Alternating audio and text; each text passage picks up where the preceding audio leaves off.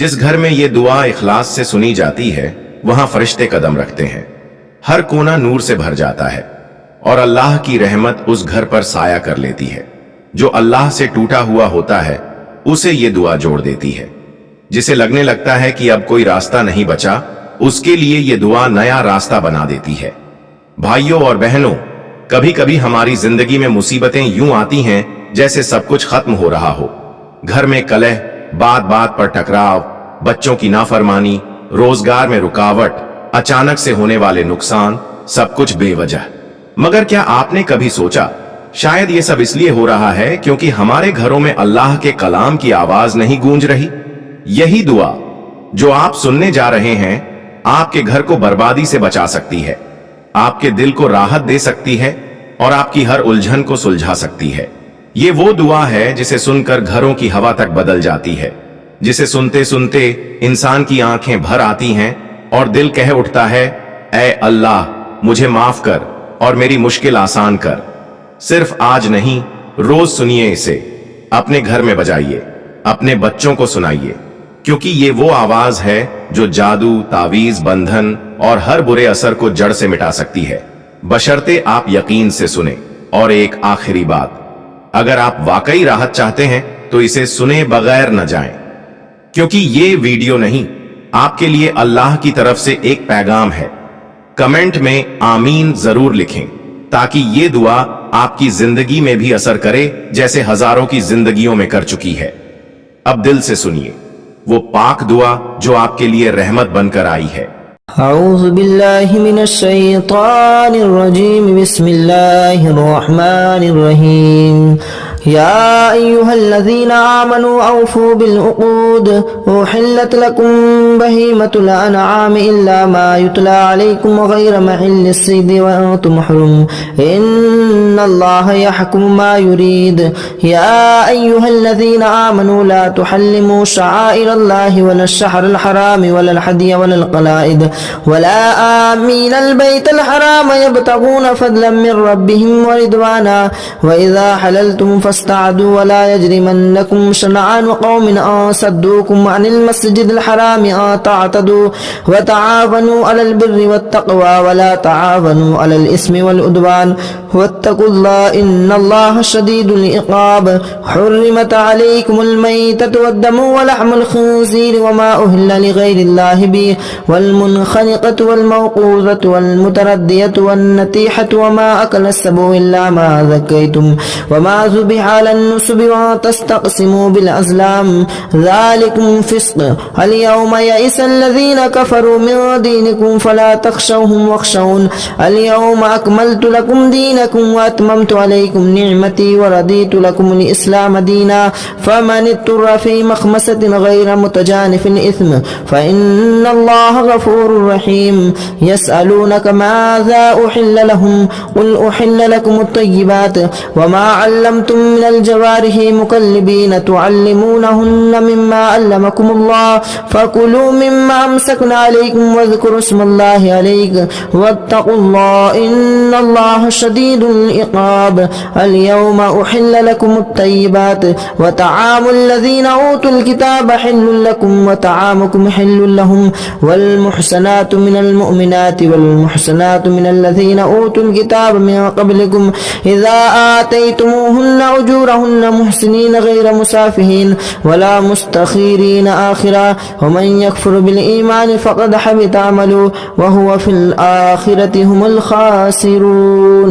या अय्युहल्लज़ीना आमनू इज़ा क़ुमतुम इलस सलाति फ़ग़सिलू वुजूहकुम व अयदियकुम इलल मराफ़िक़ वम्सहू बिरुऊसिकुम व अर्जुलकुम इलल कअबैन व इन कुन्तुम जुनुबन फ़त्ताहरू व इन कुन्तुम मर्दन औ अला सफ़रिन ख़ैरुल लकुम मिनल ग़यामि औ लमस्कनकुमुन निसाअ फ़लम तजिदू माअन फ़तयम्ममू सईदन तय्यिबन फ़म्सहू बिवुजूहिकुम व अयदीकुम मा युरीदुल्लाहु लियजअल अलैकुम मिन हरजिन वलाकिन युरीदु लियुतहिरकुम व लियुतिम्म निअमतहु अलैकुम लअल्लकुम तशकुरून वज़्कुरू निअमतल्लाहि अलैकुम व मीसाक़हु अल्लज़ी वासक़कुम बिही इज़ क़ुल्तुम समिअना व अताना वत्तक़ुल्लाह इन्नल्लाहा अलीमुम بذات الصدور يا أيها الذين آمنوا كونوا قوامين لله شهداء بالقسط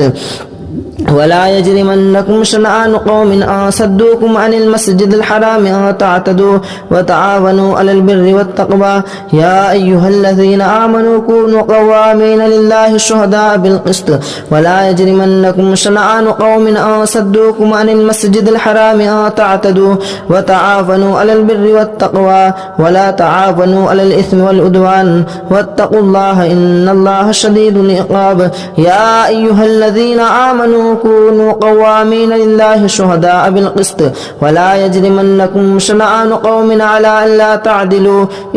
اعدلوا هو أقرب للتقوى واتقوا الله إن الله خبير بما تعملون وعد الله الذين آمنوا وعملوا الصالحات لهم مغفرة وأجر عظيم والذين كفروا وكذبوا بآياتنا أولئك أصحاب الجحيم يا أيها الذين آمنوا اذكروا نعمة الله عليكم إذ هم قوم أن يبسطوا إليكم أيديهم فكف أيديهم عنكم واتقوا الله وعلى الله فليتوكل المؤمنون ولقد أخذ الله ميثاق بني إسرائيل وبعثنا منهم 12 نقيبا وقال الله إني معكم لئن أقمتم الصلاة وآتيتم الزكاة وآمنتم برسلي وأزرتموهم وأقرضتم الله قرضا حسنا لأكفر عنكم سيئاتكم ولأدخلنكم جنات تجري من تحتها الأنهار فما كفر بعد ذلك منكم فقد ضل سواء السبيل وبما نقضهم ميثاقهم لعناهم وجعلنا قلوبهم قاسية يحرفون الكلم عن مواضعه ونسوا حظا مما ذكروا به ولا يجرمنكم أن تطهروا ولا تزالوا تطلعوا على خاناتكم منكم إلا قليلا منهم فاعفوا عنهم واستغفروا لهم إن الله يحب المحسنين ومن الذين قالوا إنا نصارى أخذنا ميثاقهم فنسوا حظا مما ذكروا به فأغرينا بينهم العداوة والبغضاء إلى يوم القيامة وسوف ينبههم الله بما كانوا يصنعون يا أهل الكتاب قد جاءكم رسولنا يبين لكم كثيرا مما كنتم تخفون من الكتاب ويعفو عن كثير قد جاءكم من الله نور وكتاب مبين يهدي به الله من اتبعه ودار رضوانه سبلا ويخرجنكم من الظلمات إلى النور بإذن ربهم ويهديهم إلى صراط مستقيم لقد كفر الذين قالوا إن الله هو المسيح ابن مريم قل فمن يملك من الله شيئا إن أراد بكم أو أراد بكم مثلا لقد كفر الله قالوا إنه هو السميع العليم قل من يملك من السماء شيئا إلا أن أراد أن يهلي من المرسينة لقد كفر الذين قالوا إن الله هو المسيح ابن مريم قل فمن يملك من الله شيئا إن أراد أن يهلك المسيح ابن مريم وأمه وما في الأرض جميعا ولله ملك السماوات والأرض وما بينهما يخلق ما يشاء والله على كل شيء قدير وقالت اليهود والنصارى نحن أبناء الله وأحباؤه قل فلم يعذبكم بذنوبكم بل أنتم بشر ممن خلق يغفر لمن يشاء ويعذب من يشاء ولله ملك السماوات والأرض وما بينهما وإليه المصير يا أهل الكتاب قد جاءكم رسولنا يبين لكم كثيرا من الرسل أن تقولوا ما جاءنا من البشير والنذير فقد جاءكم بشير ونذير والله على كل شيء قدير وإذ قال موسى لقومه يا قوم اذكروا نعمة الله عليكم إذ جعل فيكم أنبياء وجعلكم ملوكا وآتاكم ما لم يؤت أحدا من العالمين يا قوم ادخلوا الجنة المقدسة يا قوم ادخلوا الأرض المقدسة التي كتب الله لكم ولا ترتدوا على أدباركم فتنقلبوا خاسرين قالوا يا موسى إنا فيها قوم جبارين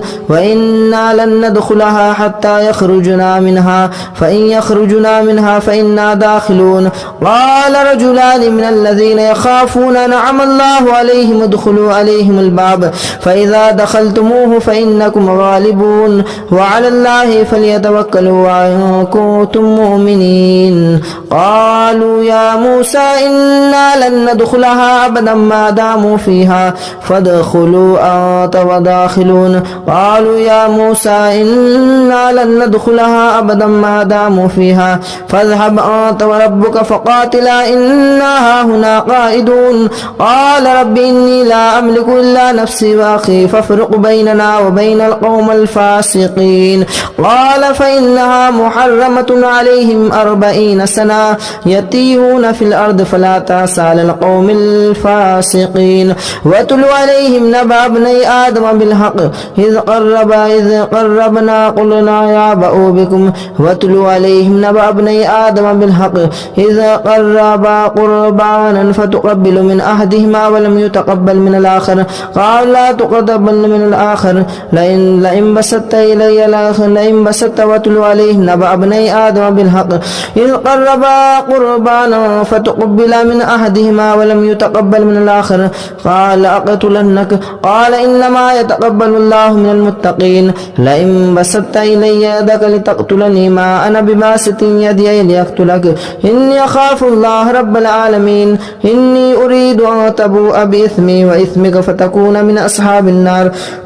وذلك جزاء الظالمين فتوأت له نفسه قتل أخيه فقتله فأصبح من الخاسرين فبعث الله غربانا يبعث في الأرض ليريه كيف يواري سوءة أخيه قال يا ويلتى أعجزت أن أكون مثل هذا الغراب فأواري سوءة أخيه فأصبح من النادمين من أجل ذلك كتبنا على رسله إلى إبراهيم كتبنا على بني إسرائيل أنه ما قتل نفسا بغير نفس أو فساد في الأرض فكأنما قتل الناس جميعا ومن أحياها فكأنما أحيا الناس جميعا ولقد جاءتهم رسلنا بالبينات ثم إن كثيرا منهم بعد ذلك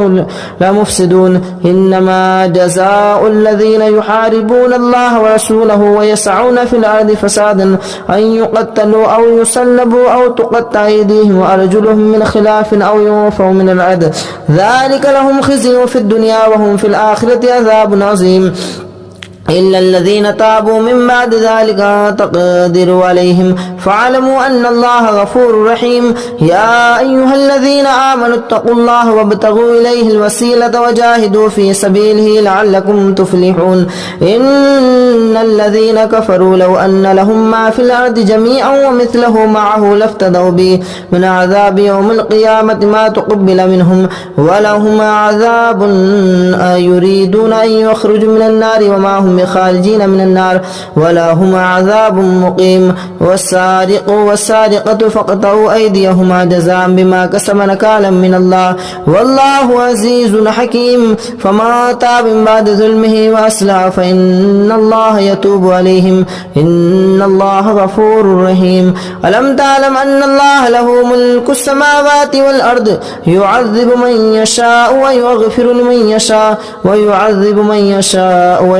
ويعذب من يشاء ولم تعلم أن الله له ملك السماوات والأرض يعذب من يشاء ويغفر لمن يشاء والله على كل شيء قدير يا أيها الرسول لا يحزنك الذين يصارعون في الكفر من الذين قالوا آمنا بأفواههم ولم تؤمن قلوبهم ومن الذين هادوا سماعون للكذب سماعون لقوم آخرين لم يأتوك يحرفون الكلم من بعد مواضعه يقولون إن أوتيتم هذا فخذوه وإن لم تؤتوه فاحذروا ومن يرد الله فتنته فلا تملك له من الله شيئا أولئك لم يرد الله أن يطهر قلوبهم لهم في الدنيا خزي ولهم في الآخرة عذاب عظيم سماعون للكذب أكالون للسهت فإن جاءوك فاحكم بينهم أو أعرض عنهم وإن تعرض عنهم فلن يضروا الله شيئا وإن حكمت فاحكم بينهم إن الله يحكم من المتقين وكيف يحكمونك وعندهم التوراة فيها حكم الله ثم يتولون من بعد ذلك وما أولئك بالمؤمنين إنا أنزلنا التوراة فيها هدى والنور يحكم بها النبيون الذين أسلموا للذين هادوا والربانيون والأحبار بما استحفظوا من كتاب الله وكانوا عليه شهداء فلا تخشوا الناس واخشوني ولا تشتروا بآياتي ثمنا قليلا سبيلا ومن لم يحكم بما أنزل الله فأولئك هم الكافرون وكتبنا عليهم فيها أن النفس بالنفس والعين بالعين والأنف بالأنف والأذن بالأذن والسن بالسن والجروح قصاص فما تصدق به فهو خير كفارة الله ومن لم يحكم بما أنزل الله فأولئك هم الظالمون وقفينا على آثارهم بعيسى ابن مريم مصدقا لما بين يديه من التوراة وآتيناه الإنجيل فيه هدى والنور ومصدقا لما بين يديه من التوراة وهدى وموعظة للمتقين وليحكم أهل الإنجيل بما أنزل الله فيه ومن لم يحكم بما أنزل الله فأولئك هم الفاسقون وأنزلنا إليك الكتاب بالحق مصدقا لما بين يديه من الكتاب ومهيمنا عليه فاحكم بينهم بما أنزل الله ولا تتبعوا أهواءهم أما جاءك من الحق لكل جعلنا منكم إشرة ومنهاجا ولو شاء الله لجعلكم أمة واحدة ولكن يبعثكم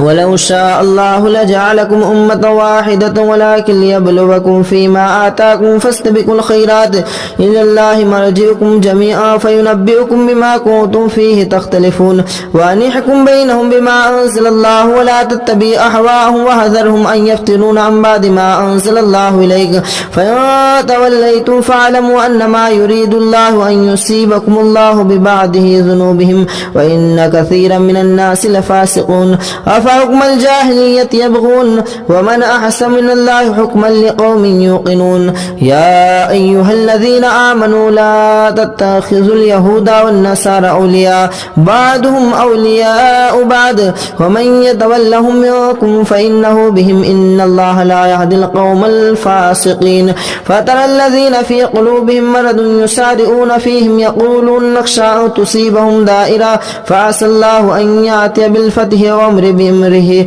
فيصرف ويعلم الله من يشاء ويشاء فترى الذين في قلوبهم مرض يسارعون فيهم يقولون نخشى أن تصيبنا دائرة فعسى الله أن يأتي بالفتح أو أمر من عنده فيصبحوا على ما أسروا في أنفسهم نادمين ويقول الذين آمنوا هؤلاء الذين أقسموا بالله جهد أيمانهم إنهم لمعكم حبطت أعمالهم فأصبحوا خاسرين يا أيها الذين آمنوا من يرتد منكم عن دينه فسوف يأتي الله بقوم يحبونه ويحبونه أذلة على المؤمنين عزة على الكافرين يجاهدون في سبيل الله ولا يخافون لوما يؤخر ذلك فضل الله يؤتيه من يشاء والله واسع عليم إنما وليكم الله ورسوله والذين آمنوا الذين يقيمون الصلاة ويؤتون الزكاة وهم يسارعون ومن يتوكل الله ورسوله والله والذين آمنوا فإن الله حزب لكم الغالبون يا أيها الذين آمنوا لا تتخذوا الذين اتخذوا دينكم هزوا ولعبا من الذين أوتوا الكتاب من قبلكم والكفار أولياء واتقوا الله إن كنتم مؤمنين وإذا ناديتم إلى الصلاة اتخذوها هزوا ولعبا ذلك بأنهم قوم لا يعقلون قل يا أهل الكتاب هل تنقمون منا إلا أن آمنا بالله وما أنزل إلينا وما أنزل من قبل وأن أكثركم فاسقون قل هل أنبئكم بشر من ذلك مثوبة عند الله من لعنهم الله وغضب عليه وجعل منهم القردة والخنازير والعبد الطاغوت أولئك شر مكانا وأضل عن سواء السبيل وإذا جاءوكم قالوا آمنا وقد دخلوا بالكفر وهم قد خرجوا به والله أعلم بما يعلم والله أعلم بما كانوا يكتمون وترى كثيرا منهم يسارعون في الإثم والعدوان وأكلهم السحت لبئس ما كانوا يعملون لولا ينهاهم الربانيون والأحبار عن قولهم الإثم وأكلهم السحت لبئس ما كانوا يصنعون وقالت اليهود يد الله مغلولة غلت أيديهم ولئنوا بما قالوا بل يداه مبسوطتان ينفق كيف يشاء وليزيدن كثيرا منهم ما أنزل إليك من ربك طغيانا وكفرا وألقينا بينهم العداوة والبغضاء إلى يوم القيامة كلما أوقدوا نارا الحرب أطفأ الله ويسعون في الأرض فسادا والله لا يحب المفسدين ولو أن أهل الكتاب آمنوا واتقوا لكفرنا عنهم سيئاتهم ولأدخلنهم جنات تجري من تحتها الأنهار ولو أنهم أقاموا الصلاة والإنجيل وما أنزل الله إليك من ربهم لأكلوا من فوقهم ومن تحت أرجلهم منهم أمة مقتصدة وكثير منهم ساء ما كانوا يعملون يا أيها الرسول بلغنا ما أنزل إليك من ربك وإن لم تفعل فما بلغت رسالته والله يعصمك من الناس إن الله لا يهدي القوم الكافرين قل يا أهل الكتاب لا تنكمون قل يا أهل الكتاب لستم على شيء حتى تقاتلوا التوراة والإنجيل وما أنزل إليكم من ربكم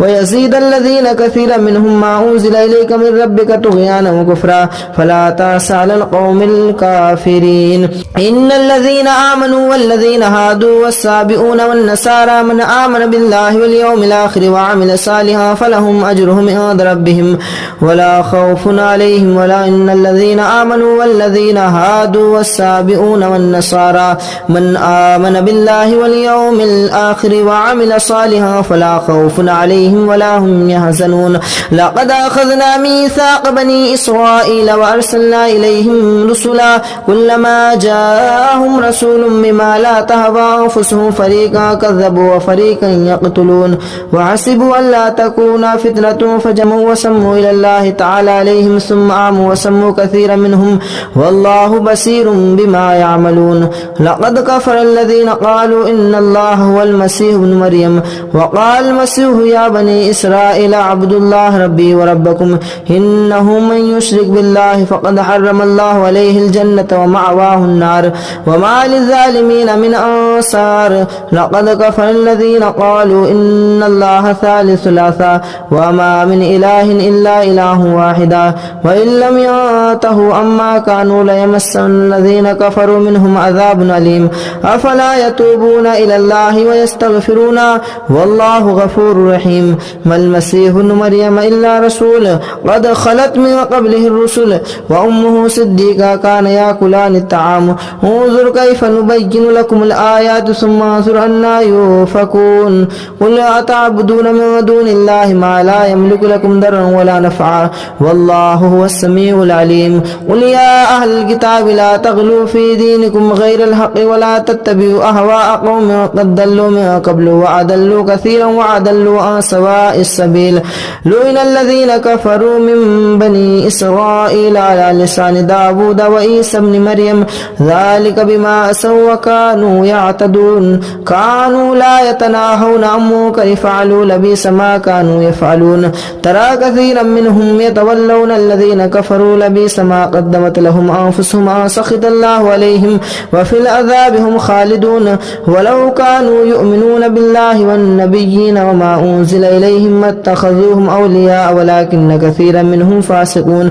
لتجدن أشد الناس على عداوة الذين آمنوا الهدى والذين أشركوا ولتجدن أقربهم مودة للذين آمنوا الذين قالوا إنا نصارى ذلك بأنهم منهم قسيسين ورهبانا وأنهم لا يستكبرون يا أيها الذين آمنوا لا يستكبرون وإذا سمعوا ما أنزل إلى الرسول ترى أعينهم تفيض من الدم مما عرفوا من الحق يقولون ربنا آمنا فاكتبنا مع الشاهدين وما لنا لا نؤمن بالله وما جاءنا من الحق ونطمع أن يدخلنا ربنا مع القوم الصالحين فأثابهم الله بما قالوا جنات تجري من تحتها الأنهار خالدين فيها وذلك جزاء المحسنين والذين كفروا وكذبوا بآياتنا أولئك أصحاب الجحيم يا أيها الذين آمنوا لا تحرموا طيبات ما أحل الله لكم ولا تعتدوا إن الله لا يحب المعتدين وكلوا مما رزقكم الله حلالا طيبا واتقوا الله الذي أنتم به مؤمنون لا يؤاخذكم الله باللغو في أيمانكم ولكن يؤاخذكم بما عقدتم الأيمان فكفارته إطعام 10 مساكين من أوسط ما تطعمون أهليكم أو كسوتهم أو تحرير تحرير رقبة فمن لم يجد فصيام 3 أيام ذلك كفارة أيمانكم إذا حلفتم واحفظوا أيمانكم كذلك يبين الله لكم آياته لعلكم تشكرون يا أيها الذين آمنوا إنما الخمر والميسر والأنصاب والأزلام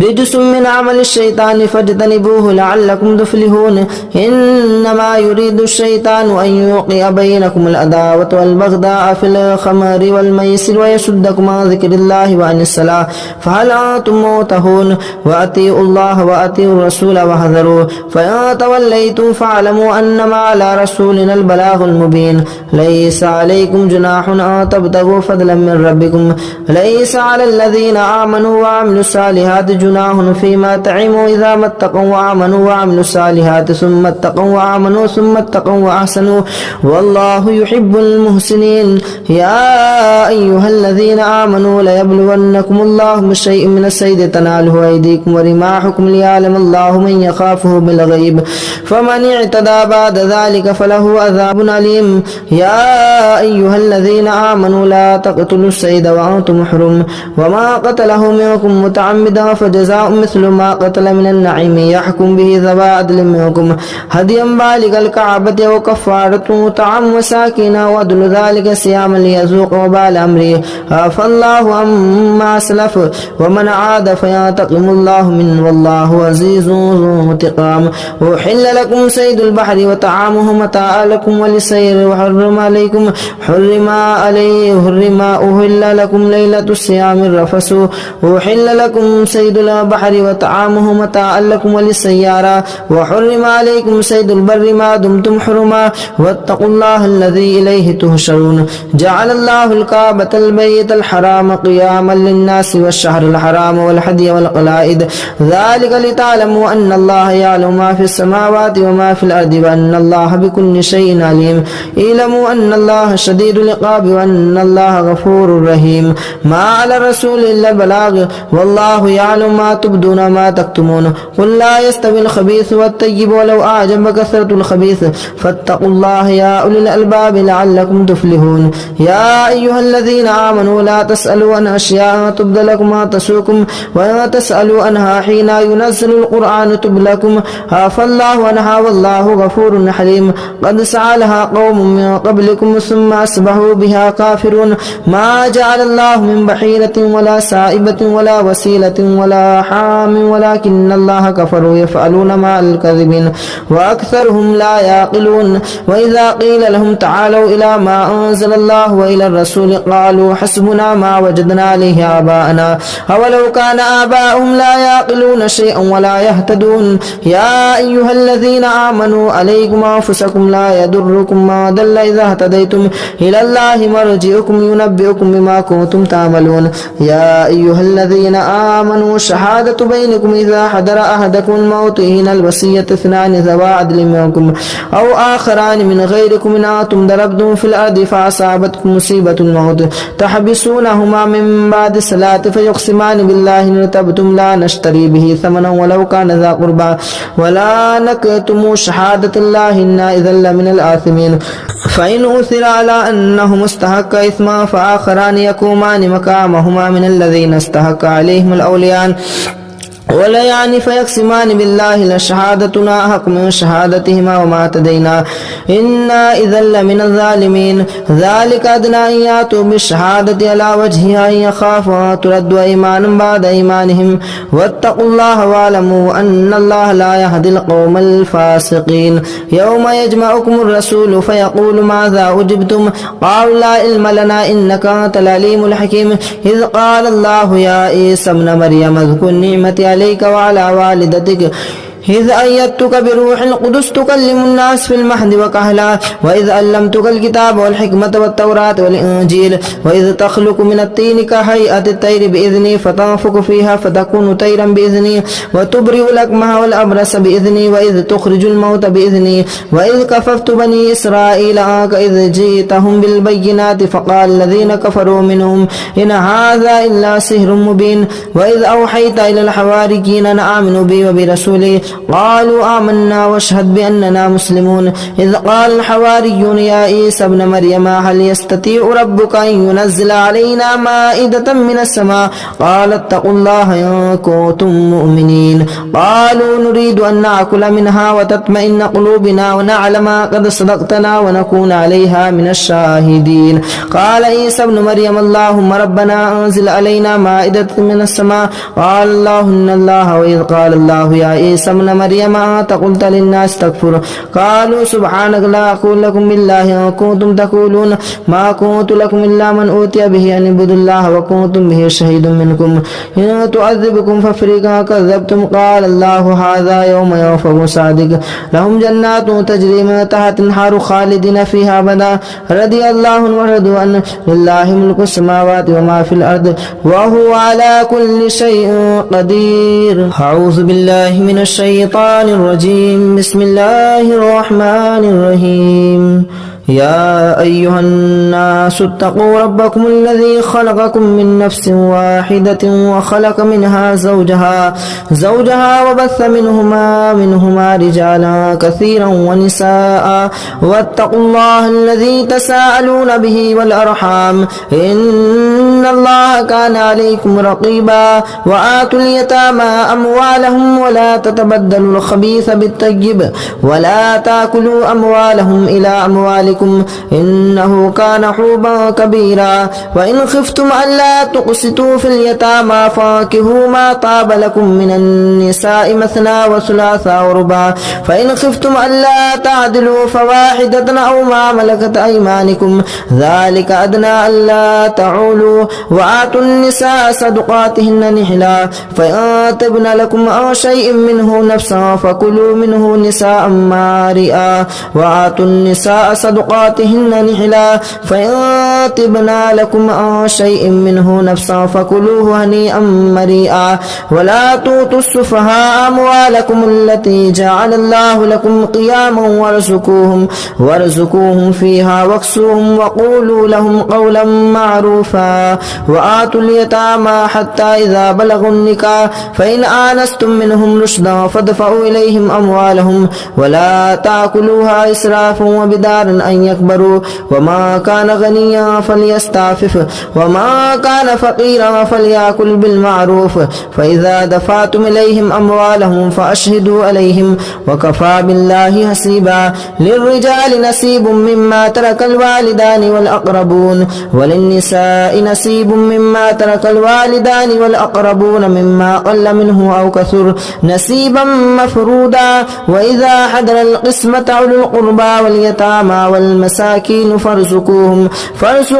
منها واسقوهم وقولوا لهم قولا معروفا وليخشى الذين لو تركوا من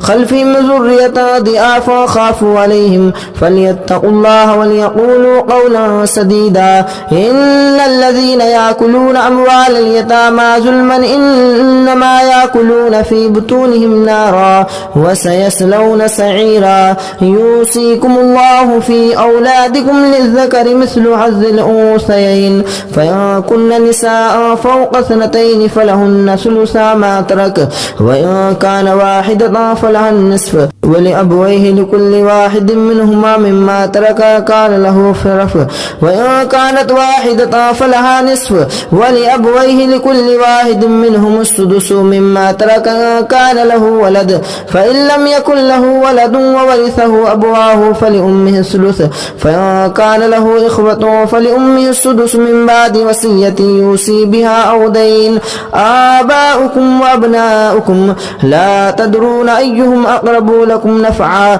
فريدة من الله إن الله كان عليما حكيما ولكم نصف ما ترك أزواجكم إن لم يكن لهن ولد فإن كان لهن ولد فلكم الربع مما تركن من بعد وصية يوصين بها أو دين ولهن ولهن الربع مما تركتم إن لم يكن لكم ولد فإن كان لكم ولد فلهن الثمن مما ترك من بعد وصية توصون بها أو دين وإن كان رجل يورث كلالة أو امرأة وله أخ أو أخت فلكل واحد منهم السدس فإن كان له أكثر من ذلك فهم شركاء في الثلث من بعد وصية يوصى بها أو دين غير مضار وصية من الله والله عليم حكيم تلك حدود الله ومن يطع الله ورسوله يدخله جنات تجري من تحتها الأنهار خالدين فيها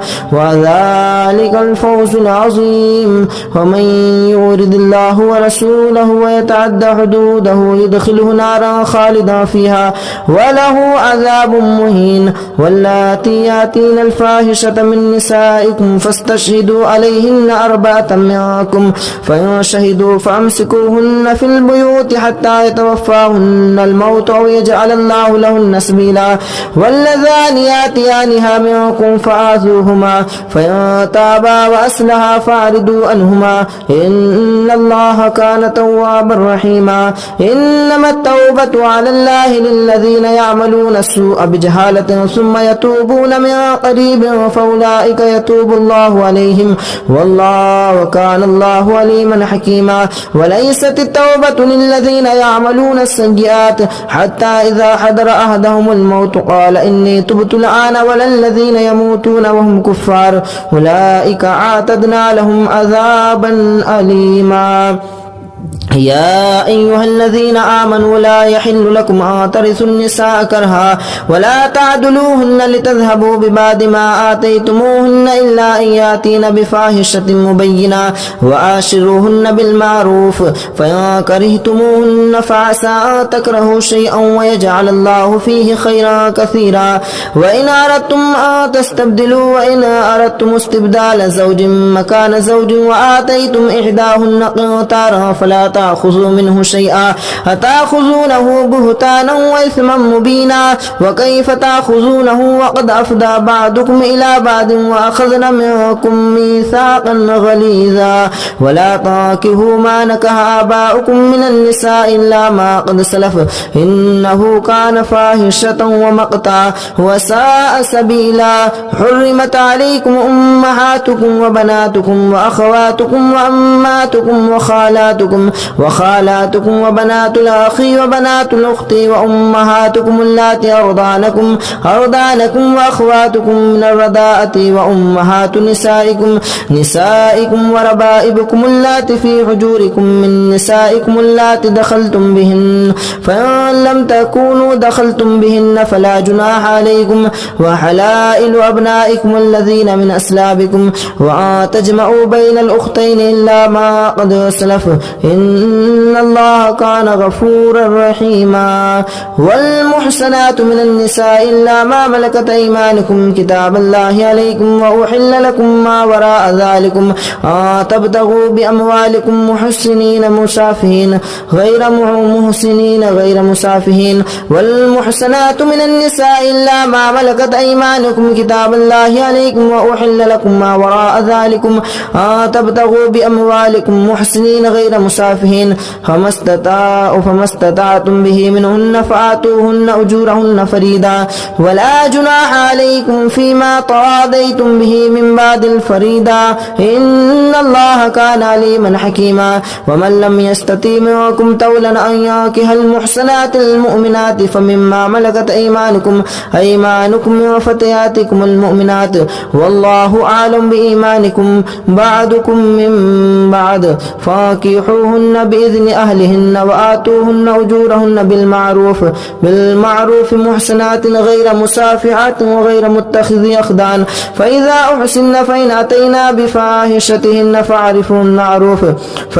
أحسن فإن أتينا بفاحشتهن فعليهن نصف ما على المحسنات من العذاب ذلك لمن خشي الآنة منكم وأن تصبروا خير لكم والله غفور رحيم يريد الله ليبين لكم ويهديكم سنن الذين من قبلكم ويتوب عليكم والله عليم حكيم والله يريد أن يتوب عليكم ويريد الذين يتبعون الشهوات أن تميلوا ميلا عظيما يريد الله أن يخفف عنكم وخلق الإنسان ضعيفا يا أيها الذين آمنوا لا تأكلوا أموالكم بينكم بالباطل إلا أن تكون تجارة أن تراض منكم ولا تقتلوا أنفسكم إن الله كان بكم رحيما ومن يفعل ذلك عدوانا وظلما فسوف نصليه نارا وكان ذلك على الله يسيرا تجتنبوا كبائر ما تنهون عنه نكفر عنكم سيئاتكم وندخلكم مدخلا كريما ولا تتمنوا ما فضل الله به بعضكم على بعض للرجال نصيب مما اكتسبوا وللنساء نصيب مما اكتسبن واسألوا الله من فضله إن الله كان بكل شيء عليما ولكل جعلنا موالي مما ترك الوالدان والأقربون والذين عقدت أيمانكم فآتوهم نصيبهم إن الله كان على كل شيء شهيدا الرجال قوامون على النساء بما فضل الله بعضهم على بعض وبما أنفقوا من أموالهم فالصالحات قانتات حافظات للغيب ما حفظ الله واللاتي تخافون نشوزهن فإذوهن واهجروهن في المضاجع واضربوهن فإن أطعنكم فلا تبغوا عليهن سبيلا إن الله كان عليما كبيرا وإن خفتم شقاق بينهما فبعثوا أحدكم من أهله وحكم من أهلها إن يريدا إصلاحا يوفق الله بينهما إن الله خبير بما تعملون واعبدوا الله ولا تشركوا به شيئا وبالوالدين إحسانا وبذي القربى واليتامى والمساكين والجار ذي القربى والجار ذي الجنب والصاحب بالجنب وابن السبيل وما ملكت أيمانكم إن الله لا يحب ما كان مختالا فخورا الذين يبتغون ويعمرون الناس بالبخل ويكتمون الذين يبخلون ويعمرون الناس بالبخل ويكتمون ما آتاهم الله من فضله وأعتدنا للكافرين عذابا مهينا والذين ينفقون أموالهم رياء الناس ولا يؤمنون بالله ولا باليوم الآخر ومن يكن الشيطان له قريبا فساء قريبا وماذا عليهم لو آمنوا بالله واليوم الآخر وأنفقوا مما رزقهم الله وكان الله بهم عليما إن الله لا يظلم مثقال ذرة وإن تك حسنة يضاعفها ويؤتي من لدنه أجرا عظيما فكيف إذا جئنا من كل أمة شهيد وجئنا بك شهيدا على هؤلاء فكيف إذا جئنا من كل أمة بشهيد وجئنا بك على هؤلاء شهيدا يومئذ يود الذين كفروا وعصوا الرسول لو تسوى بهم العذاب يومئذ يود الذين كفروا وعصوا الرسول لو تسوى بهم الأرض ولا يكتمون الله حديثا يا أيها الذين آمنوا لا تقربوا الصلاة وأنتم سكارى فلا حتى تعلموا ما تقولون ولا جنبا إلا آسري سبيله حتى تغتسلوا وإن كنتم مرضى أو على سفر أو جاء أحد منكم من الغائط لو مستم النساء فلم تجدوا ماء فتيمموا سعيدا طيبا فامسحوا بوجوهكم وأيديكم إن الله كان عفوا غفورا ألم تر إلى الذين أوتوا نصيبا من الكتاب يشترون الضلالة ويريدون أن تضلوا السبيل والله أعلم بأعدائكم وكفى بالله وليا وكفى بالله نصيرا من الذين هادوا يحرفون الكلم عن مواضعه ويقولون سمعنا وعصينا واسمع غير مسمع ورائنا ليا بألسنتهم وطعنا في دينهم ولو أنهم قالوا سمعنا وأطعنا واسمع وانظرنا لكان خيرا لهم وأعظم ولكن لعنهم الله بكفرهم فلا يؤمنون يؤمنون إلا قليلا يا أيها الذين أوتوا الكتاب آمنوا بما نزلنا مصدقا لما معكم من قبل أن نطمس وجوها فنردها على أدبارها أو نلعنهم فما لعنا أصحاب السبت وكان أمر الله مفعولا إن الله لا يغفر أن يشرك به ويغفر ما دون ذلك لمن يشاء ومن يشرك بالله فقد افترى إثما عظيما ألم تر إلى الذين يزكون أنفسهم بل الله يزكي من يشاء ولا يظلمون فتيلا انظر كيف يفترون على الله الكذب وكفى به إثما مبينا ألم تر إلى الذين أوتوا نصيبا من الكتاب يؤمنون بالجبت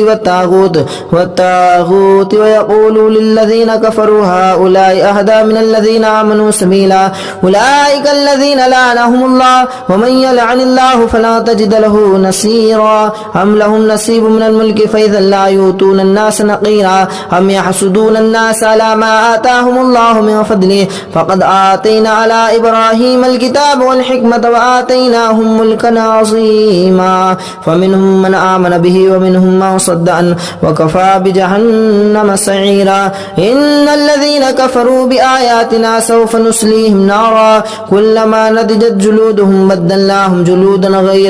جلودا غيرها هؤلاء فمنهم من آمن به ومنهم من صد عنه وكفى بجهنم سعيرا إن الذين كفروا بآياتنا سوف نسليهم نارا كلما نضجت جلودهم بدلناهم جلودا غيرها ليذوقوا العذاب إن الله كان عزيزا حكيما والذين آمنوا وعملوا الصالحات سندخلهم جنات تجري من تحتها الأنهار خالدين فيها أبدا لهم فيها أزواج مطهرة وندخلهم ذلا ذليلا إن الله يأمركم أن تؤدوا الأمانات إلى أهلها وإذا حكمتم بين الناس أن تحكموا بالعدل إن الله نعم ما يعظكم به إن الله كان سميعا بصيرا يا أيها الذين آمنوا أطيعوا الله وأطيعوا الرسول وأولي الأمر منكم فإن تنازعتم في شيء فردوه إلى الله والرسول إن كنتم تؤمنون بالله واليوم الآخر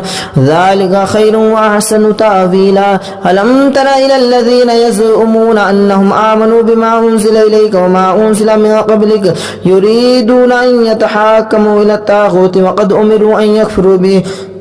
ويريد الشيطان أن يضلهم ضلالا بعيدا وإذا قيل لهم تعالوا إلى ما أنزل الله وإلى الرسول رأيت المنافقين يصدون عنك صدود الله فكيف إذا أصابتهم مصيبة بما قدمت أيديهم ثم جاءوك يحلفون بالله إن أردنا إلا إحسانا وتوفيقا أولئك الذين يعلم الله ما في قلوبهم فاعرض عنهم وإذهم وقل لهم في أنفسهم قولا بليغا وما أرسلنا من رسول إلا ليطاع بإذن الله ولو أنهم إذ ظلموا أنفسهم جاءوك فاستغفروا الله واستغفر لهم الرسول لوجدوا الله توابا رحيما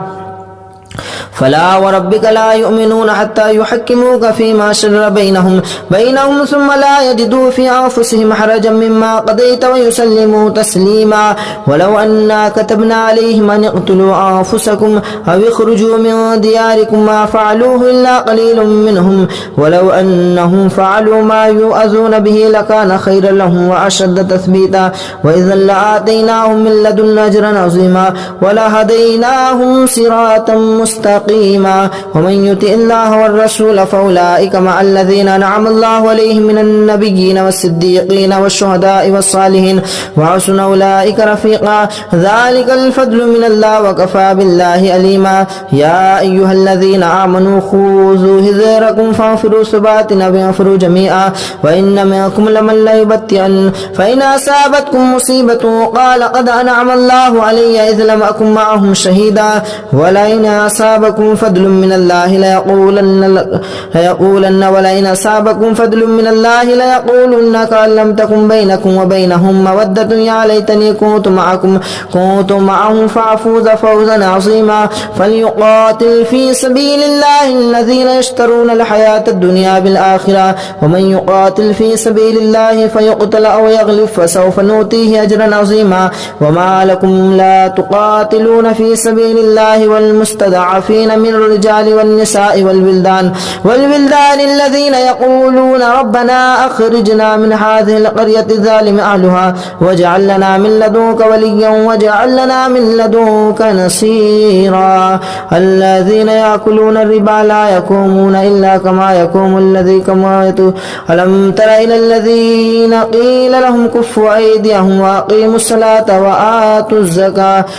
ألم تر إلى الذين قيل لهم كفوا أيديكم وأقيموا الصلاة وآتوا الزكاة فلما كتب عليهم القتال إذا فريق منهم يخشون الناس كخشية الله أو أشد خشية وقالوا ربنا لما كتبت علينا القتال لولا أخرتنا إلى أجل قريب قل متاع الدنيا قليل والآخرة خير لمن اتقى ولا تظلمون فتيلا. أينما تكونوا يدرككم الموت ولو كنتم في بروج مشيدة وإن تصبهم حسنة يقول هذه من عند الله أينما تكونوا يدرككم الموت ولو كنتم في بروج مشيدة وإن تصبهم حسنة يقولوا هذه من عند الله وإن تصبهم سيئة يقولوا هذه من عند الله كل من عند الله فما لهؤلاء القوم لا يكادون يفقهون حديثا ما أصابك من حسنة فمن الله وما أصابك من سيئة فمن نفسك وأرسلناك للناس رسولا وكفى بالله شهيدا.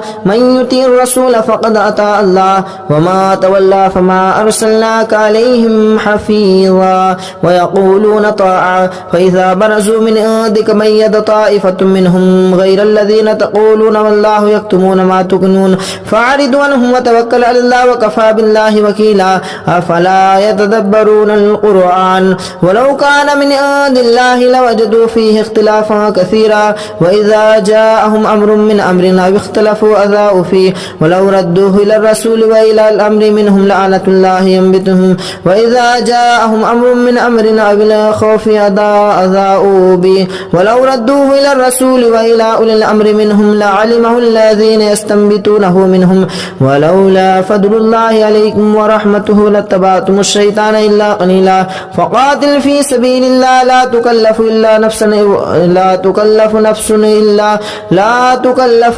نفسها وحرد المؤمنين عسى الله أن يكف بعث الذين كفروا والله أشد بعثا وأشد تنكيلا. من يشفع شفاعة حسنة يكن له نصيب منها ومن يشفع شفاعة سيئة يكن له نصيب منها وكان الله على كل شيء مقيتا. وإذا حييتم بتحية فحيوا بأحسن منها أو ردوها إن الله كان على كل شيء حسيبا. الله لا إله إلا هو ليجمعنكم إلى يوم القيامة لا ريب فيه ومن أصدق من الله حديثا. فما لكم في المنافقين فئتين والله أركسهم بما كسبوا أتريدون أن تهدوا من أضل الله ومن يضلل الله فلا تجد له سبيلا. ودوا لو تكفرون كما كفروا فتكونون سواء فلا تتخذوا منهم أولياء حتى يهاجروا في سبيل الله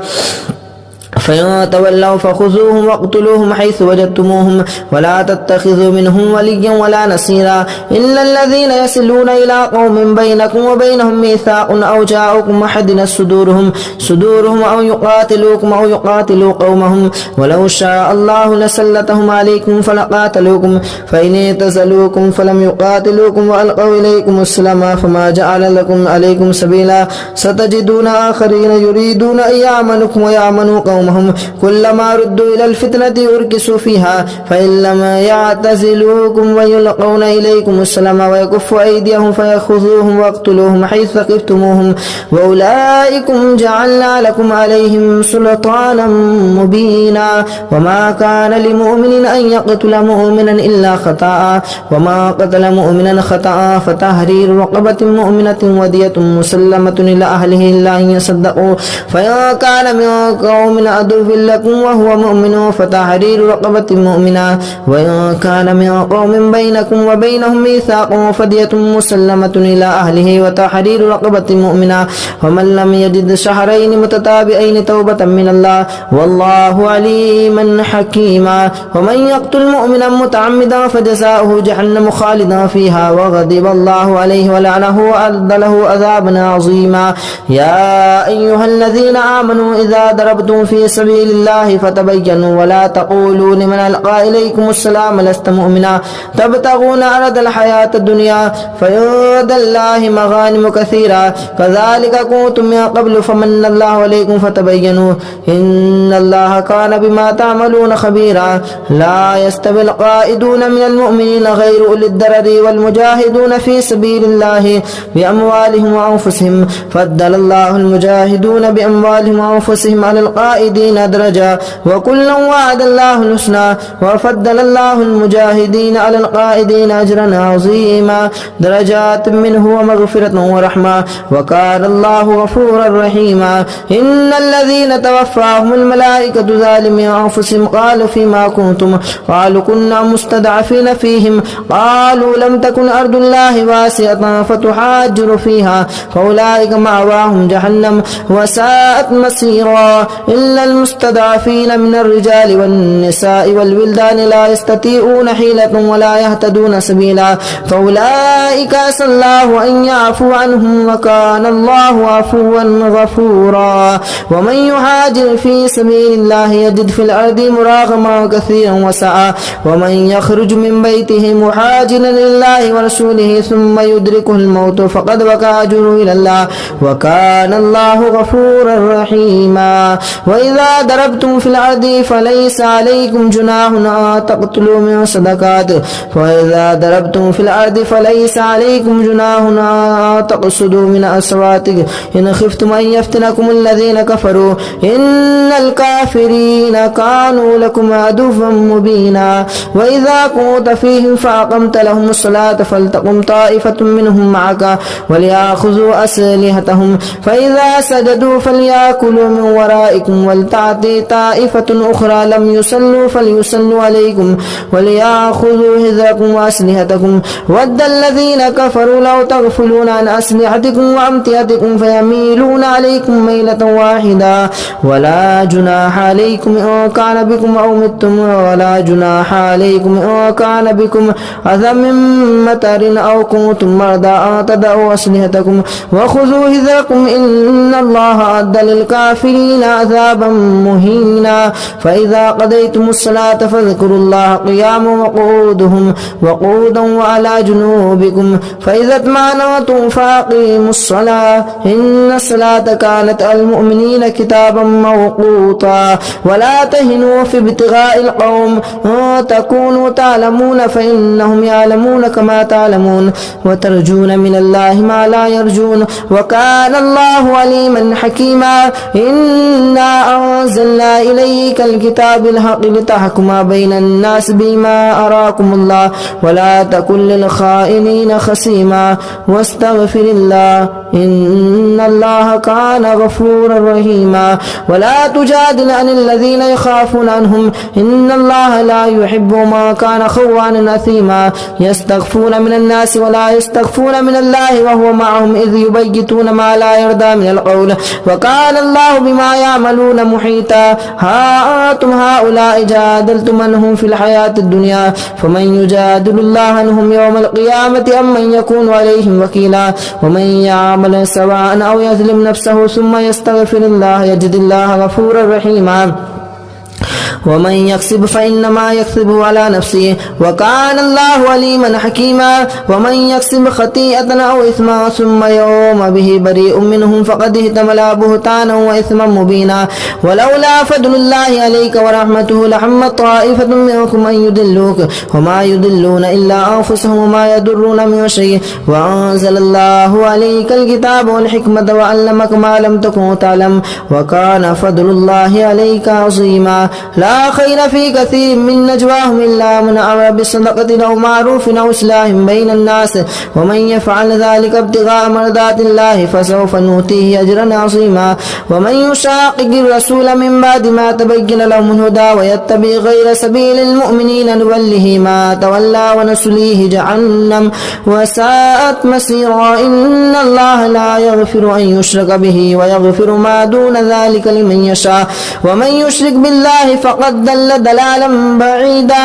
إن يدعون من دونه إلا إناثا وإن يدعون إلا شيطانا مريدا لعنه الله وقال لأتخذن من عبادك نصيبا مفرودا ولأضلنهم ولأمنينهم ولآمرنهم فليبتكن آذان الأنعام ولآمرنهم فلا يغيرن خلق الله ومن يتخذ الشيطان وليا من دون الله فقد خسر خسرانا مبينا يعدهم ويمنيهم وما يعدهم الشيطان إلا غرورا أولئك مأواهم جهنم ولا يجدون عنها محيصا والذين آمنوا وعملوا الصالحات سندخلهم جنات تجري من تحتها الأنهار خالدين فيها أبدا وعد الله حقا ومن أصدق من الله قيلا ليس بأمانيكم ولا أماني أهل الكتاب من يعمل سوءا يجز به ولا يجد له من دون الله وليا ولا نصيرا ومن يعمل من الصالحات من ذكر أو أنثى وهو مؤمن فأولئك يدخلون الجنة ولا يظلمون نقيرا ومن أحسن دينا ممن أسلم وجهه لله وهو محسن واتبع ملة إبراهيم حنيفا واتخذ الله إبراهيم خليلا ولله ما في السماوات وما في الأرض وكان الله بكل شيء محيطا ويستفتونك في النساء قل الله يفتيكم فيهن وما يتلى عليكم في الكتاب في يتامى النساء اللاتي لا تؤتونهن ما كتب لهن وترغبون وتنكحوهن والمستضعفين من الولدان وتقوموا لليتامى بالقسط وما تفعلوا من خير فإن الله كان به عليما وإن امرأة خافت من بالها نشوزا أو إيرادا فلا جناح عليهما أن يصلحا بينهما صلحا والصلح خير وأهدرت الأنفس الشح وأن تحسنوا وتتقوا فإن الله كان بما تعملون خبيرا ولا تستطيعوا تعدلوا بين النساء ولو حرصتم فلا تميلوا كل الميل فتذروها كالمعلقة وأن تصلحوا وتتقوا فإن الله كان غفورا رحيما وإن يتفرقا يغني الله كلا من سعته وكان الله واسعا حكيما ولله ما في السماوات وما في الأرض ولقد وصينا الذين أوتوا الكتاب من قبلكم وإياكم أن اتقوا الله وأن تكفروا فإن لله ما في السماوات وما في الأرض وكان الله غنيا حميدا ولله ما في السماوات وما في الأرض وكان الله وكفى بالله وكيلا إن يشاء يذهبكم أيها الناس ويأتي بآخرين وكان الله على ذلك قديرا ما كان يريد ثواب الدنيا فنعم الله ثواب الدنيا والآخرة ما كان يريد ثواب الدنيا فعند الله ثواب الدنيا والآخرة وكان الله سميعا بصيرا يا أيها الذين آمنوا كونوا قوامين بالقسط شهداء لله ولو على أنفسكم أو الوالدين والأقربين إن يكن غنيا أو فقيرا فالله أولى بهما فلا تتبعوا الهوى وتعدلوا وأن تلفوا أو تردوا فإن الله كان بما تعملون خبيرا يا أيها الذين آمنوا بالله ورسوله والكتاب الذي نزل على رسوله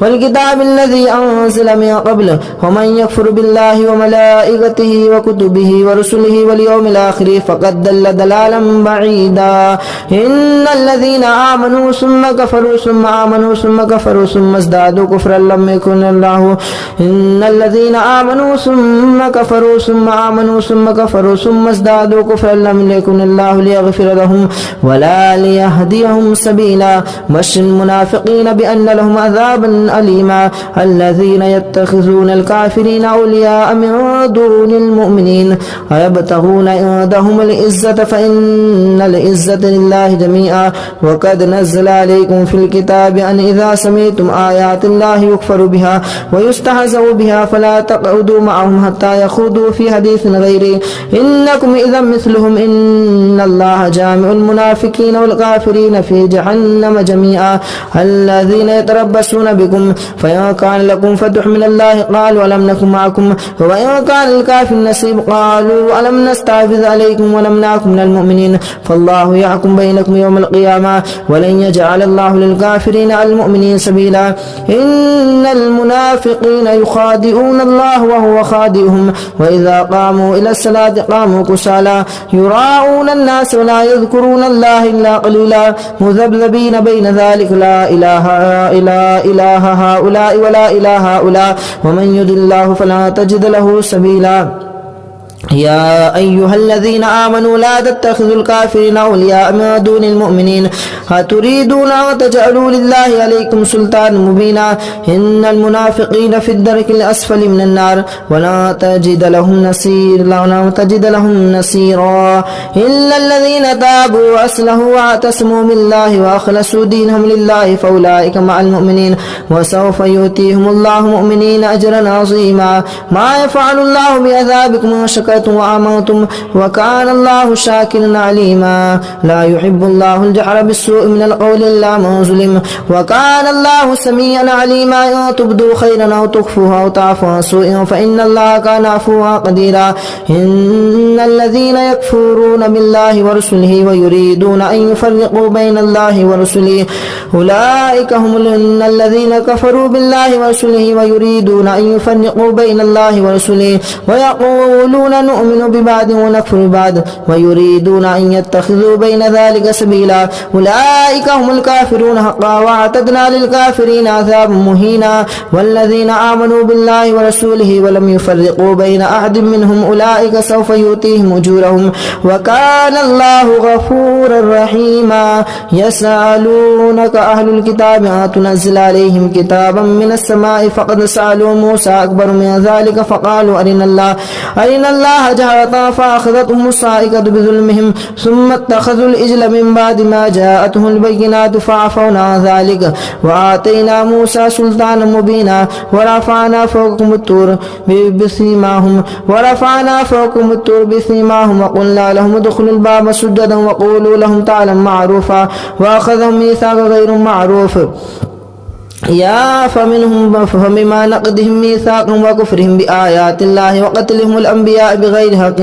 وقولهم قلوبنا غلف بل لعنهم الله بكفرهم فقليلا ما يؤمنون وبكفرهم وقولهم على مريم بهتانا عظيما وقولهم إنا قتلنا المسيح ابن مريم بل افترى فمنهم من آمن به ومنهم من كف عنه وبما نقضهم ميثاقهم وكفرهم بآيات الله وقتلهم الأنبياء بغير حق وقولهم قلوبنا غلف بل تبع الله عليها بكفرهم فلا يؤمنون إلا قليلا وبكفرهم وقولهم على مهتان عظيما وقولهم إنا قتلنا المسيح عيسى ابن مريم رسول الله وما قتلوه وما صلبوه ولكن سلم وإن الذين اختلفوا لفي شك منه بل افترى عليكم سلطانا مبينا يا أيها الذين آمنوا استعينوا بالصبر والصلاة إن الله مع الصابرين بل افترى عليه عليما وكان الله عزيزا حكيما أعوذ بالله من الشيطان الرجيم بسم الله الرحمن الرحيم يا أيها الذين آمنوا أوفوا بالعقود أحلت لكم بهيمة الأنعام إلا ما يتلى عليكم غير محل الصيد وأنتم حرم إن الله يحكم ما يريد يا أيها الذين آمنوا لا تحلموا شعائر الله ولا الشهر الحرام ولا الهدي ولا القلائد ولا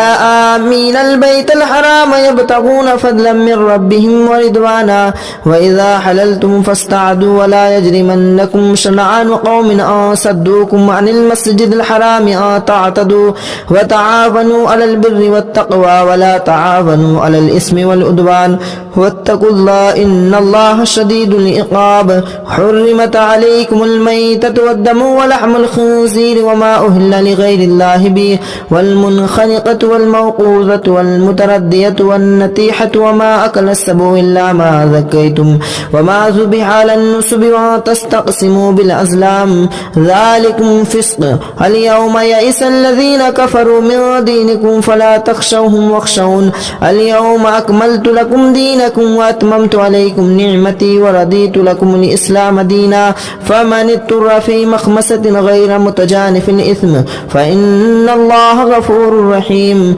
يسألونك ماذا أحل لهم قل أحل لكم الطيبات وما علمتم من الجوارح مكلبين تعلمونهن مما علمكم الله فكلوا مما أمسكنا عليكم واذكروا اسم الله عليك واتقوا الله إن الله شديد العقاب. اليوم أحل لكم الطيبات وطعام الذين أوتوا الكتاب حل لكم وطعامكم حل لهم والمحسنات من المؤمنات والمحسنات من الذين أوتوا الكتاب من قبلكم إذا آتيتموهن أجورهن محسنين غير مسافهين ولا مستخيرين آخرا. ومن يكفر بالإيمان فقد حبط عمله وهو في الآخرة هم الخاسرون. يا أيها الذين آمنوا إذا قمتم إلى الصلاة فاغسلوا وجوهكم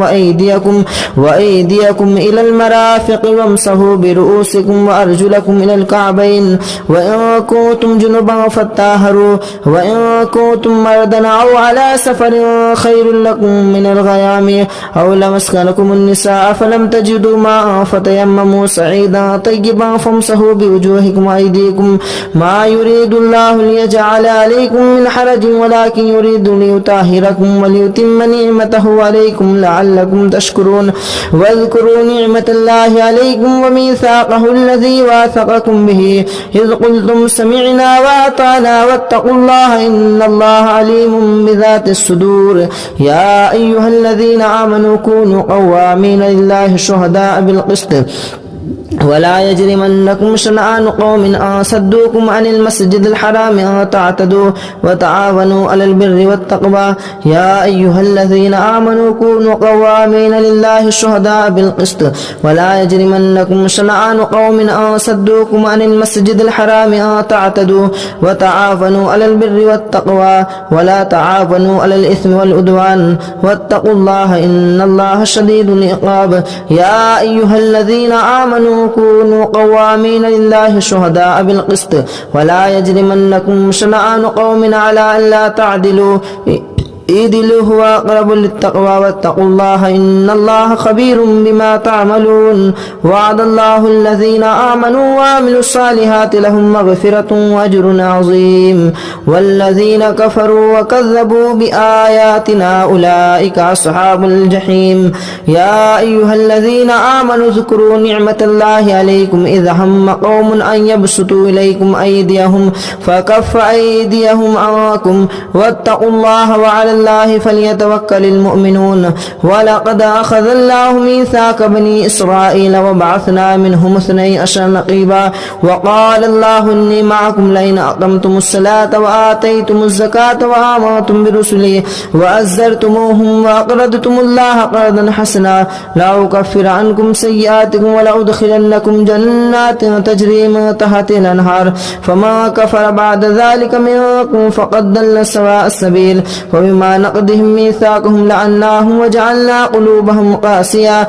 يحرفون الكلم عن مواضعه ونسوا حظا مما ذكروا به. ولا يجرمنكم أن تطهروا ولا تزالوا تطلعوا على خاناتكم منكم إلا قليلا منهم فاعفوا عنهم واستغفروا لهم إن الله يحب المحسنين. ومن الذين قالوا إنا نصارى أخذنا ميثاقهم فنسوا حظا مما ذكروا به فأغرينا بينهم العداوة والبغضاء إلى يوم القيامة وسوف ينبئهم الله بما كانوا يصنعون. يا أهل الكتاب قد جاءكم رسولنا يبين لكم كثيرا مما كنتم تخفون من الكتاب ويعفو عن كثير قد جاءكم من الله نور وكتاب مبين يهدي به الله من اتبعه ودار رضوانه سبلا ويخرجنكم من الظلمات إلى النور بإذن ربهم ويهديهم إلى صراط مستقيم. لقد كفر الذين قالوا إن الله هو المسيح ابن مريم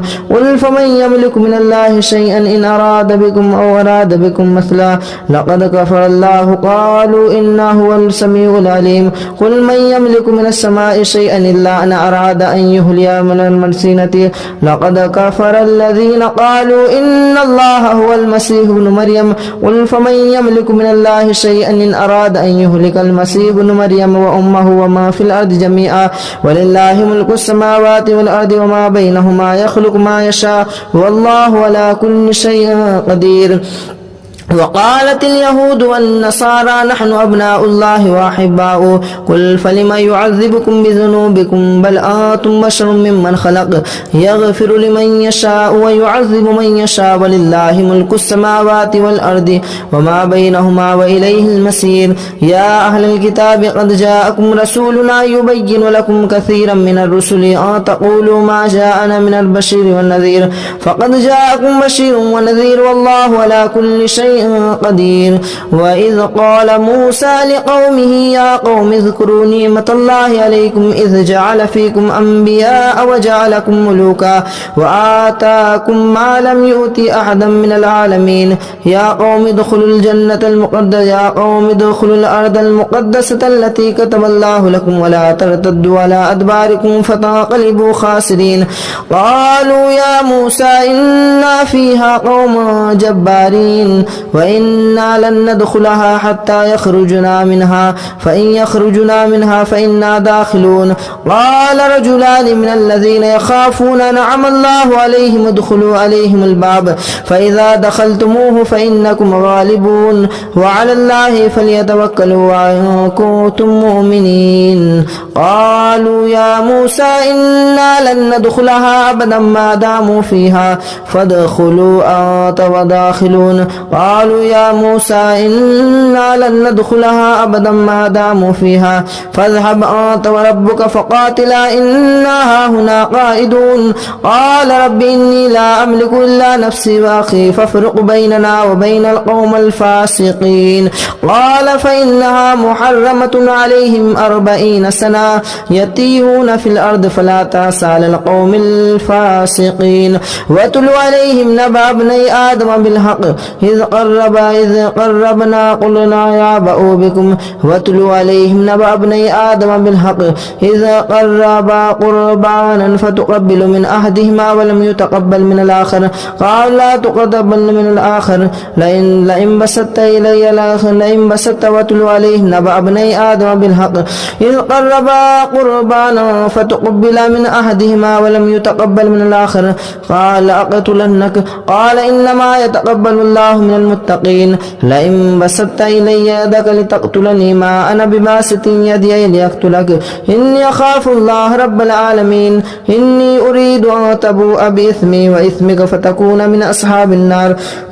وذلك جزاء الظالمين فتوأت له نفسه قتل أخيه فقتله فأصبح من الخاسرين فبعث الله غربانا يبعث في الأرض ليريه كيف يواري سوءة أخيه قال يا ويلتى أعجزت أن أكون مثل هذا الغراب فأواري سوءة أخيه فأصبح من النادمين من أجل ذلك كتبنا على رسله إلى إبراهيم كتبنا على بني إسرائيل أنه ما قتل نفسا بغير نفس أو فساد في الأرض فكأنما قتل الناس جميعا ومن أحياها فكأنما أحيا الناس جميعا ولقد جاءتهم رسلنا بالبينات ثم إن كثيرا منهم بعد ذلك لمفسدون إنما جزاء الذين يحاربون الله ورسوله ويسعون في الأرض فسادا أن يقتلوا أو يصلبوا أو تقطع أيديهم وأرجلهم من خلاف أو ينفوا من الأرض ذلك لهم خزي في الدنيا وهم في الآخرة عذاب عظيم إلا الذين تابوا من بعد ذلك تقدروا عليهم فاعلموا أن الله غفور رحيم يا أيها الذين آمنوا اتقوا الله وابتغوا إليه الوسيلة وجاهدوا في سبيله لعلكم تفلحون إن الذين كفروا لو أن لهم ما في الأرض جميعا ومثله معه لافتدوا به من عذاب يوم القيامة ما تقبل منهم ولهم عذاب يريدون أن يخرجوا من النار وما هم هم بخارجين من النار ولهم عذاب مقيم والسارق والسارقة فاقطعوا أيديهما جزاء بما كسب نكالا من الله والله عزيز حكيم فما تاب من بعد ظلمه وأصلح فإن الله يتوب عليهم إن الله غفور رحيم ألم تعلم أن الله له ملك السماوات والأرض يعذب من يشاء ويغفر لمن يشاء ويعذب من يشاء ويعذب من يشاء ولم تعلم أن الله له ملك السماوات والأرض يعذب من يشاء ويغفر لمن يشاء والله على كل شيء قدير يا أيها الرسول لا يحزنك الذين يصارعون في الكفر من الذين قالوا آمنا بأفواههم ولم تؤمن قلوبهم ومن الذين هادوا سماعون للكذب سماعون لقوم آخرين لم يأتوك يحرفون الكلم من بعد مواضعه يقولون إن أوتيتم هذا فخذوه وإن لم تؤتوه فاحذروا ومن يرد الله فتنته فلا تملك له من الله شيئا أولئك لم يرد الله أن يطهر قلوبهم لهم في الدنيا خزي ولهم في الآخرة عذاب عظيم سماعون للكذب أكالون للسهت فإن جاءوك فاحكم بينهم أو أعرض عنهم وإن تعرض عنهم فلن يضروا الله شيئا وإن حكمت فاحكم بينهم إن الله يحكم من المتقين وكيف يحكمونك وعندهم التوراة فيها حكم الله ثم يتولون من بعد ذلك وما أولئك بالمؤمنين إنا أنزلنا التوراة فيها هدى والنور يحكم بها النبيون الذين أسلموا للذين هادوا والربانيون والأحبار بما استحفظوا من كتاب الله وكانوا عليه شهداء فلا تخشوا الناس واخشوني ولا تشتروا بآياتي ثمنا قليلا ومن لم يحكم بما أنزل الله فأولئك هم الكافرون وكتبنا عليهم فيها أن النفس بالنفس والعين بالعين والأنف بالأنف والأذن بالأذن والسن بالسن والجروح قصاص فما تصدق به فهو خير كفارة الله ومن لم يحكم بما أنزل الله فأولئك هم الظالمون وقفينا على آثارهم بعيسى ابن مريم مصدقا لما بين يديه من التوراة وآتيناه الإنجيل فيه هدى والنور ومصدقا لما بين يديه من التوراة وهدى وموعظة للمتقين وليحكم أهل الإنجيل بما أنزل الله فيه ومن لم يحكم بما أنزل الله فأولئك هم الفاسقون وأنزلنا إليك الكتاب بالحق مصدقا لما بين يديه من الكتاب ومهيمنا عليه فاحكم بينهم بما أنزل الله ولا تتبعوا أهواءهم أما جاءك من الحق لكل جعلنا منكم إشرة ومنهاجا ولو شاء الله لجعلكم أمة واحدة ولكن يربص بكم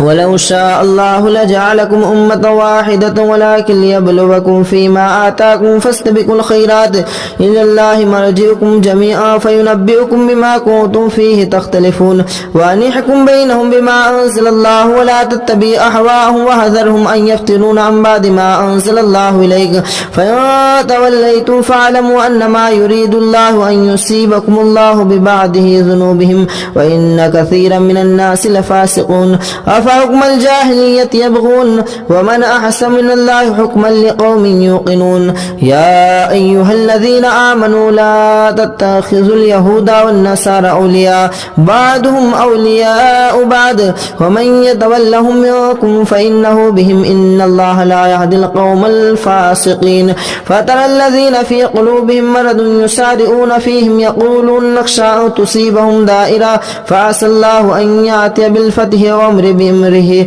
ويصرف ويعلم الله من يشاء ويشاء فترى الذين في قلوبهم مرض يسارعون فيهم يقولون نخشى أن تصيبنا دائرة فعسى الله أن يأتي بالفتح أو أمر من عنده فيصبحوا على ما أسروا في أنفسهم نادمين ويقول الذين آمنوا هؤلاء الذين أقسموا بالله جهد أيمانهم إنهم لمعكم حبطت أعمالهم فأصبحوا خاسرين يا أيها الذين آمنوا من يرتد منكم عن دينه فسوف يأتي الله بقوم يحبونه ويحبونه أذلة على المؤمنين عزة على الكافرين يجاهدون في سبيل الله ولا يخافون لوما يؤخر ذلك فضل الله يؤتيه من يشاء والله واسع عليم إنما وليكم الله ورسوله والذين آمنوا الذين يقيمون الصلاة ويؤتون الزكاة وهم يسارعون ومن يتوكل الله ورسوله والله والذين آمنوا فإن الله حزب لكم الغالبون يا أيها الذين آمنوا لا تتخذوا الذين اتخذوا دينكم هزوا ولعبا من الذين أوتوا الكتاب من قبلكم والكفار أولياء واتقوا الله إن كنتم مؤمنين وإذا ناديتم إلى الصلاة اتخذوها هزوا ولعبا ذلك بأنهم قوم لا يعقلون قل يا أهل الكتاب هل تنقمون منا إلا أن آمنا بالله وما أنزل إلينا وما أنزل من قبل وأن أكثركم فاسقون قل هل أنبئكم بشر من ذلك مثوبة عند الله من لعنهم الله وغضب عليه وجعل منهم القردة والخنازير والعبد الطاغوت أولئك شر مكانا وأضل عن سواء السبيل وإذا جاءوكم قالوا آمنا وقد دخلوا بالكفر وهم قد خرجوا به والله أعلم بما كانوا يكتمون وترى كثيرا منهم يسارعون في الإثم والعدوان وأكلهم السحت لبئس ما كانوا يعملون لولا ينهاهم الربانيون والأحبار عن قولهم الإثم وأكلهم السحت لبئس ما كانوا يصنعون وقالت اليهود يد الله مغلولة غلت أيديهم ولئنوا بما قالوا بل يداه مبسوطتان ينفق كيف يشاء وليزيدن كثيرا منهم ما أنزل إليك من ربك طغيانا وكفرا وألقينا بينهم العداوة والبغضاء إلى يوم القيامة كلما أوقدوا نارا للحرب أطفأ الله ويسعون في الأرض فسادا والله لا يحب المفسدين ولو أن أهل الكتاب آمنوا واتقوا لكفرنا عنهم سيئاتهم ولأدخلنهم جنات تجري من تحتها الأنهار ولو أنهم أقاموا الصلاة والإنجيل وما أنزل الله إليك من ربهم لأكلوا من فوقهم ومن تحت أرجلهم منهم أمة مقتصدة وكثير منهم ساء ما كانوا يعملون يا أيها الرسول بلغنا ما أنزل إليك من ربك وإن لم تفعل فما بلغت رسالته والله يعصمك من الناس إن الله لا يهدي القوم الكافرين قل يا أهل الكتاب لتنكمون قل يا أهل الكتاب لستم على شيء حتى تقاتلوا التوراة والإنجيل وما أنزل إليكم من ربكم ويزيد الذين كثيرا منهم ما أنزل إليك من ربك طغيانا وكفرا فلا تأس على القوم الكافرين إن الذين آمنوا والذين هادوا والسابئون والنصارى من آمن بالله واليوم الآخر وعمل صالحا فلهم أجرهم عند ربهم ولا خوف عليهم ولا إن الذين آمنوا والذين هادوا والسابئون والنصارى من آمن بالله واليوم الآخر وعمل صالحا فلا خوف عليهم ولا هم يحزنون لقد أخذنا ميثاق بني إسرائيل وأرسلنا إليهم رسلا كلما جاءهم رسول بما لا تهوى أنفسهم فريقا كذبوا وفريقا يقتلون وحسبوا أن لا تكون فتنة فجموا وسموا إلى الله تعالى عليهم ثم آموا وسموا كثيرا منهم والله بصير بما يعملون لقد كفر الذين قالوا إن الله هو المسيح ابن مريم وقال المسيح يا بني إسرائيل اعبدوا الله ربي وربكم إنه من يشرك بالله فقد حرم الله عليه الجنة ومأواه النار وما للظالمين من أنصار لقد كفر الذين قالوا إن الله ثالث ثلاثة وما من إله إلا إله واحد وإن لم ينتهوا عما كانوا ليمسن الذين كفروا منهم عذاب أليم أفلا يتوبون إلى الله ويستغفرون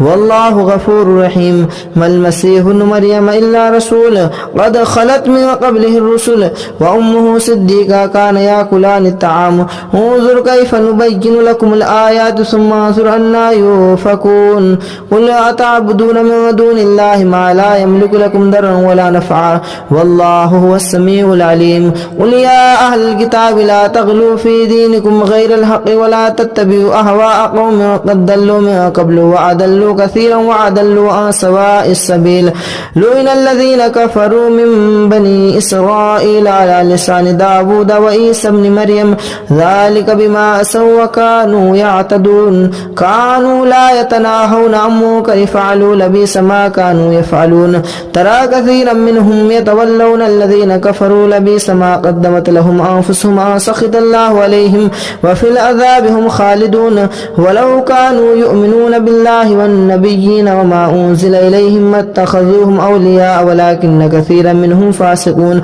لتجدن أشد الناس على عداوة الذين آمنوا الهدى والذين أشركوا ولتجدن أقربهم مودة للذين آمنوا الذين قالوا إنا نصارى ذلك بأنهم منهم قسيسين ورهبانا وأنهم لا يستكبرون يا أيها الذين آمنوا لا يستكبرون وإذا سمعوا ما أنزل إلى الرسول ترى أعينهم تفيض من الدمع مما عرفوا من الحق يقولون ربنا آمنا فاكتبنا مع الشاهدين وما لنا لا نؤمن بالله وما جاءنا من الحق ونطمع أن يدخلنا ربنا مع القوم الصالحين فأثابهم الله بما قالوا جنات تجري من تحتها الأنهار خالدين فيها وذلك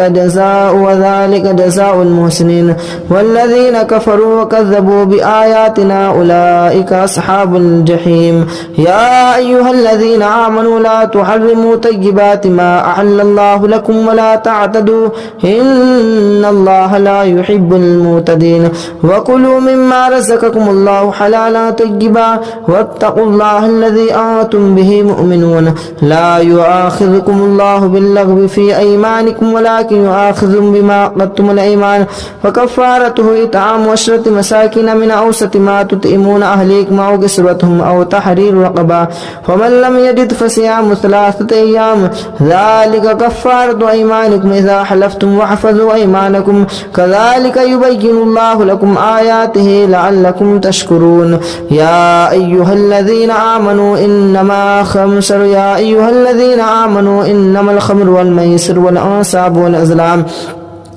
رجس من عمل الشيطان فاجتنبوه لعلكم تفلحون إنما يريد الشيطان أن يوقع بينكم العداوة والبغضاء في الخمر والميسر ويصدكم عن ذكر الله وعن الصلاة فهل أنتم منتهون وأطيعوا الله وأطيعوا الرسول واحذروا فإن توليتم فاعلموا أنما على رسولنا البلاغ المبين ليس عليكم جناح أن تبتغوا فضلا من ربكم ليس على الذين آمنوا وعملوا الصالحات جناح فيما طعموا إذا ما اتقوا وآمنوا وعملوا الصالحات ثم اتقوا وآمنوا ثم اتقوا وأحسنوا والله يحب المحسنين يا أيها الذين آمنوا ليبلونكم الله بشيء من الصيد تناله أيديكم ورماحكم ليعلم الله من يخافه بالغيب فمن اعتدى بعد ذلك فله عذاب أليم يا أيها الذين آمنوا لا تقتلوا الصيد وأنتم حرم وما قتله منكم متعمدا فجزاء مثل ما قتل من النعيم يحكم به ذوى عدل منكم هديا بالغ الكعبة وكفارة طعام مساكين وعدل ذلك صياما ليذوق وبال أمره عفى الله عما أسلف ومن عاد فينتقم الله منه والله عزيز ذو انتقام وأحل لكم صيد البحر وطعامه متاعا لكم وللسير وحرم عليكم أهل لكم ليلة الصيام الرفث وأحل لكم صيد البحر وطعامه متاعا لكم وللسيارة وحرم عليكم صيد البر ما دمتم حرما واتقوا الله الذي إليه تهشرون جعل الله الكعبة البيت الحرام قياما للناس والشهر الحرام والهدي والقلائد ذلك لتعلموا أن الله يعلم ما في السماوات وما في الأرض وأن الله بكل شيء عليم اعلموا أن الله شديد العقاب وأن الله غفور رحيم ما على الرسول إلا البلاغ والله يعلم ما تبدون وما تكتمون قل لا يستوي الخبيث والطيب ولو أعجب كثرة الخبيث فاتقوا الله يا أولي الألباب لعلكم تفلحون يا أيها الذين آمنوا لا تسألوا عن أشياء تبد لكم ما تسؤكم ولا تسألوا عنها حين ينزل القرآن تبد لكم عفى الله عنها والله غفور حليم قد سألها قوم من قبلكم ثم أصبحوا بها كافرون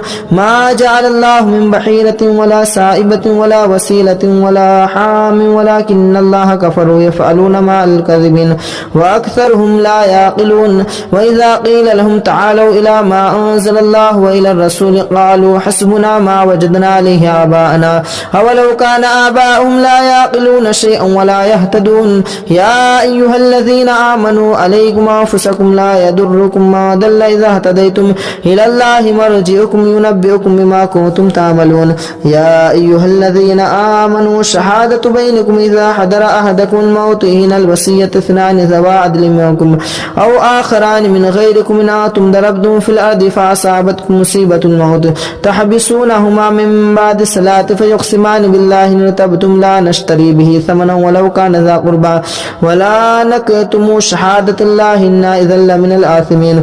فإن أثر على أنه استحق إثما فآخران يقومان مقامهما من الذين استحق عليهم الأوليان